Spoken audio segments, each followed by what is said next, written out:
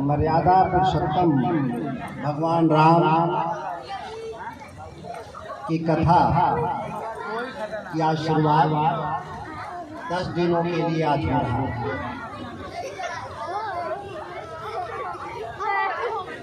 राम वो राम जो सहस्त्राब्दियों से हजारों साल लोगों के जनमानस में इस तरह से घुले मिले हैं कि तमाम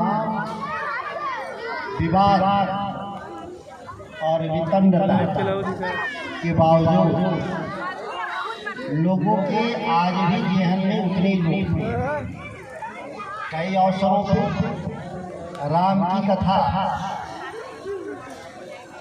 पे विवाद रहा। कई ग्रंथ लिखे गए, ग्रंथों की टीकाएं लिखी गई, जिसका हम लोग अनुमान नहीं लगा सकते। एक अनुमानित है कि 3000 तरीके से रामायण राम की कथा। उत्तर भारत में राम की कथा अलग है, दक्षिण भारत में राम की कथा अलग है, और तमिलनाडु में ठीक उलट। तो जैसे भक्त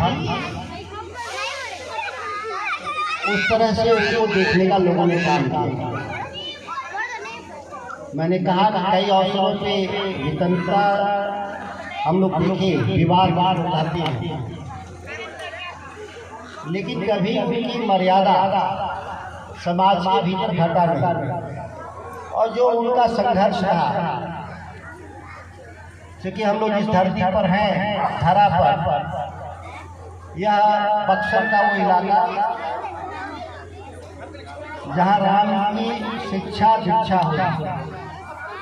जन्म जरूर अयोध्या में है, लेकिन 16 संस्कारों में से सबसे महत्वपूर्ण संस्कार शिक्षा का संस्कार इसी धरती से हुआ जहाँ हम लोग हैं। यह हम लोगों के लिए गौरव का विषय है कि जिनको आधी दुनिया मानती, उनको शिक्षा ग्रहण करने का जो अवसर इस बक्सर की धरती इलाका वही है। क्योंकि जो ही हम करनासा पार करते हैं वो काशी की है। अब जिला बदल गया, अब काशी वाराणसी हो गया, वाराणसी बढ़ के चंदौली और वाराणसी हो गया, लेकिन वो काशी है। अरे इस पार करनासा का ये बक्सर है। तो ये रिश्ता आज भी इस इलाके में लोग निभाते हैं।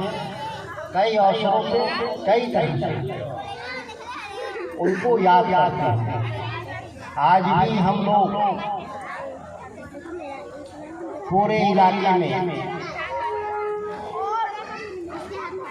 रोहिणी नक्षत्र के बाद 10 दिन का शोक मनाते हैं। 10 तारका कहते हैं उसको। आजकल की नई पीढ़ी शायद नहीं जानती होगी। हम लोग खेती नहीं करते, तारका बराबर वो आज भी हम लोग शोक के रूप में मनाते हैं इस इलाके के लिए।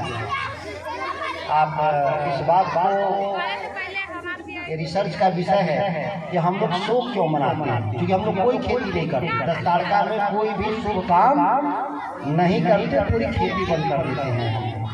ये है रोहिणी नक्षत्र के तुरंत बाद। अब धीरे धीरे जनमानस में बदलाव इधर हुआ है 25 सालों में, थोड़े उसके प्रभाव घटे हैं। लेकिन ये देखें तो ये सहस्त्राब्दियों, मैंने भगवान राम के बारे में हम लोग नहीं जानते कब का जन्म है उनका, लेकिन जब का है तब से लेकर अब तक हुआ ये इस इलाके की।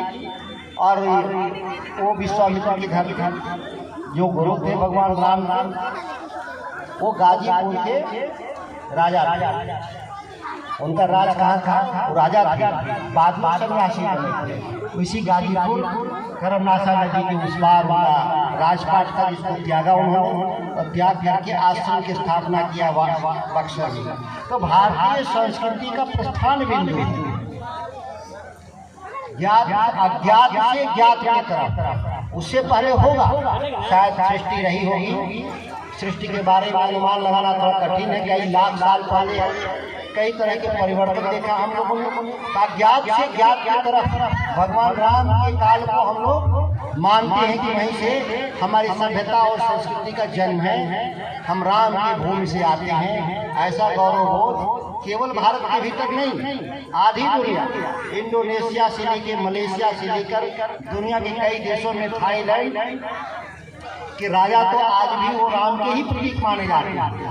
आज भी उनका राजत्व जब ग्रहण करते हैं तो उनको भगवान राम का ही अवतार मान लिया गया वहाँ आज। तो ये आधी दुनिया को प्रभावित करने वाले भगवान राम आज भी हम लोगों के जनमानस में और गांव देहात में कोई भी हम लोग न्याय और निर्णय पंच लोग करते हैं तो उनकी एक शपथ खाते हैं, ईश्वर की शपथ खाते हैं, भगवान राम की शपथ खाते हैं, तो पंचायती करते हैं, लोगों को भरोसा दिलाते हैं कि अन्याय नहीं करेंगे। तो कई तरह से हम लोगों को मानते हैं, खेती से लेकर के, गृहस्थी से लेकर के, व्यापार से लेकर के, और अब तो परंपरा खत्म हुई। नहीं तो सुबह का नमस्कार, राम राम भाई। ये जय श्री राम की यात्रा थोड़ी पीड़ादायक है। पीड़ादायक ये है कि अब उनके हम लोग चरित्र को बदलाव लाए हैं 30 सालों में। जो राम जोड़ने वाले थे समाज को, जिन्होंने सभी वर्गों के हितों के लिए उन्होंने राज्य को त्यागा था, एक आरोप के जरिए सीता को उन्होंने त्याग दिया था। एक साधारण नागरिक के आरोप पर यह राज्य को व्यवस्थित करने के लिए वो वनवास देना मंजूर किया। आज वही राम हमारे लिए पूरे देश में 30 सालों से विभाजन के प्रतीक के रूप में कुछ लोग इस्तेमाल कर रहे हैं। जय श्री राम झगड़ा करना है बाजार में और जय श्री राम का उद्घोष हो गया तो मान लो कि दंगा शुरू हो गया। दंगा शुरू हो गया। पहले हम लोग दंगा के लिए कौन शब्द का इस्तेमाल करते थे? मारपीट दयादी का भी, जय माँ काली, जय माँ छिरावली, शक्ति की प्रतीक वही थी। लेकिन अब हम लोग शक्ति के प्रतीक को बदल दिया। अब हम लोग मर्यादा पुरुषोत्तम जय श्री राम के तब्दील ये सांस्कृतिक प्रस्थान जो डिजिटल मीडिया में आज राम कथा के जरिए लोगों को ये बहुत बड़ा अभियान है जो हमारे बीच में प्रवचन करेंगे।